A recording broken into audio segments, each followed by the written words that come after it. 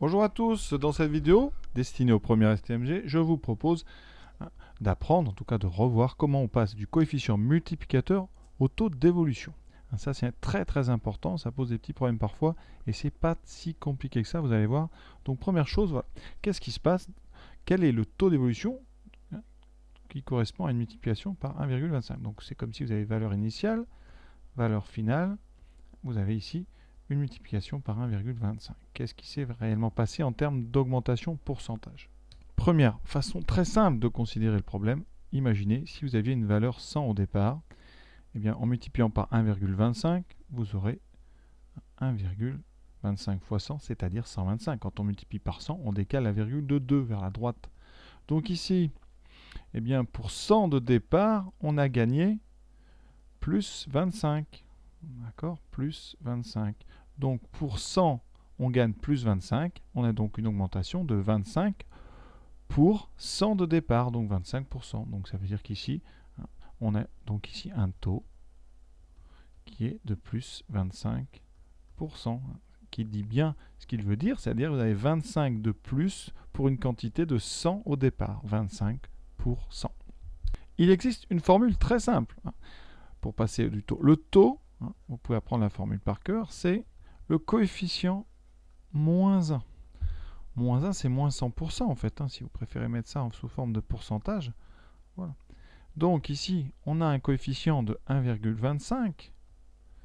Faites 1,25 moins 1, c'est tout bête, il vous restera 0,25 que vous écrivez si vous voulez sous forme de pourcentage, ce qui donne 25%. Pour mettre sous forme de pourcentage, on multiplie par 100.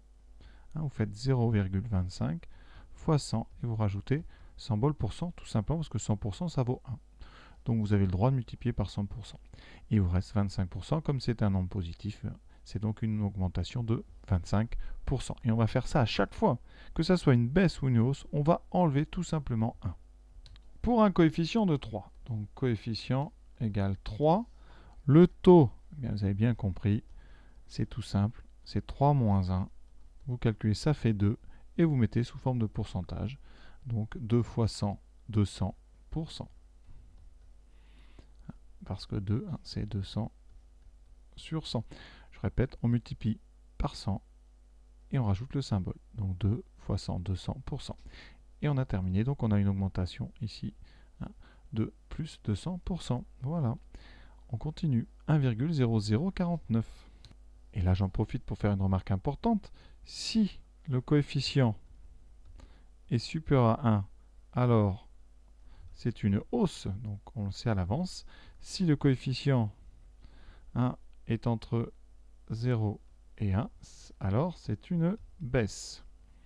Donc là, on a un coefficient ici qui est de 1,0049, donc c'est une hausse déjà. Alors plus le coefficient est près de 1, plus c'est une hausse faible. Ici, vous voyez, on est tout près de 1 dans une petite hausse. Pour la déterminer, très simple, vous faites coefficient moins 1. Et quand c'est des hausses, c'est assez simple parce que le 1, en fait, si vous faites moins 1 avec un 1 là, oui, il vous reste 0,0049.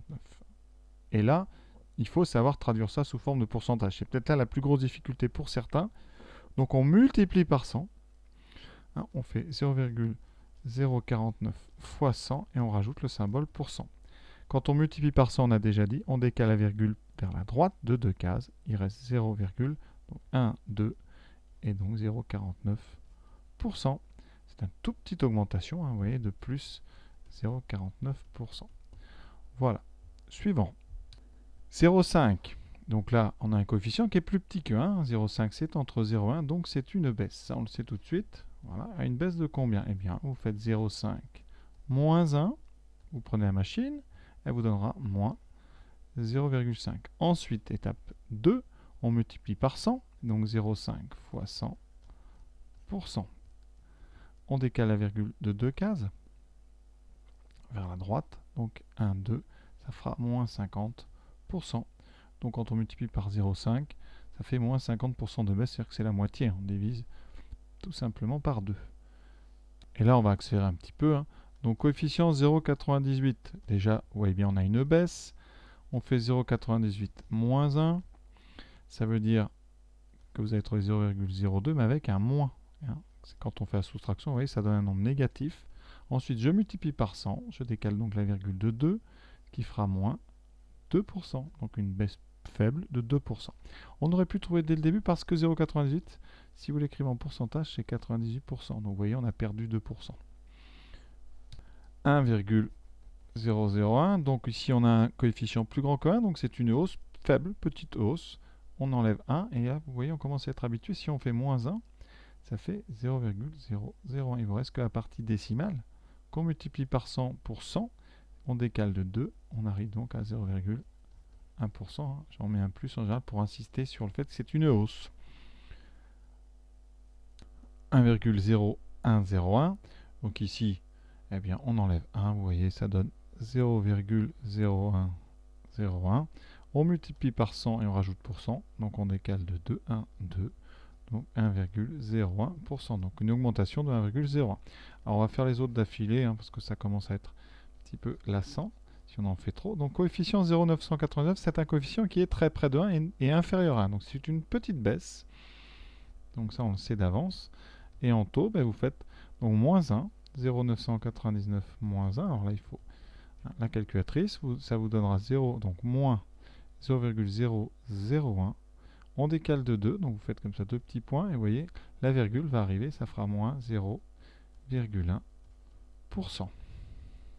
Et les quatre derniers, donc le premier 1,175, on est un coefficient plus grand que 1, c'est donc une hausse. On enlève 1, donc il vous restera 0,175. C'est donc plus, alors on décale de 2, vous faites deux petits points, on arrive donc ici, ça fait 17,5% d'augmentation. Ensuite, 1,01, encore une fois c'est une hausse, on est plus haut que 1. Petite hausse, on enlève donc, on fait 1,01 moins 1, il reste 0,01. On décale la virgule de 2, donc on arrive juste ici, vous voyez. Donc ça fait plus, eh bien, 1%. Ici, %. Si vous avez des petits soucis, vous faites avec votre calculatrice. Donc, vous faites 0,01 fois 100, elle vous indiquera 1. Et voilà pourquoi vous avez 1%. Là, c'est des petits taux un petit peu particuliers. Parfois, on a du mal un peu à les interpréter. Mais rien d'inquiétant. Si vous avez donc ici un 1, ça fait 1%. C'est un peu comme les livrets A. Voilà. 0,875. On enlève 1. Alors là, donc on fait 0,875 moins 1. Déjà, on a un coefficient qui est plus petit que 1, positif. Vous avez donc une baisse. Et quand vous faites ça moins 1, la machine vous indiquera 0,125. Vous multipliez par 100, donc on décale de 2, ça fait 12,5%. Donc on a une hausse une baisse, j'ai oublié, si vous faites la soustraction, vous aurez moins ici, moins, donc une baisse de 12,5%. De toute façon, vraiment, dès le début, vous devez être capable de savoir si c'est une baisse ou une hausse. Ici, vous voyez, pour le dernier, et comme ça on aura fini, 0,1, c'est plus petit que 1, c'est une baisse. On fait 0,1 moins 1 à la calculatrice, elle affichera donc moins 0,9. On décale de 2, donc si vous voulez décaler de 2 à la rigueur, vous pouvez rajouter 2 zéros, comme ça vous pouvez décaler. Et donc la virgule arrivera ici, ce qui fait moins 90%. Donc vous avez une baisse de 90%. C'est pour ça que plus le coefficient est proche de 0, plus la baisse est grande. Voilà pour cette vidéo. Je vous invite à aller voir l'exercice suivant. Voilà le texte qui va vous permettre de refaire des exercices sur le calcul de taux de variation. Sous forme de pourcentage, on dit pourcentage d'évolution, ce qui revient au même. Ici, entre une quantité finale et une quantité initiale et une quantité finale. Voilà, je vous souhaite bon courage, bonne continuation et à bientôt.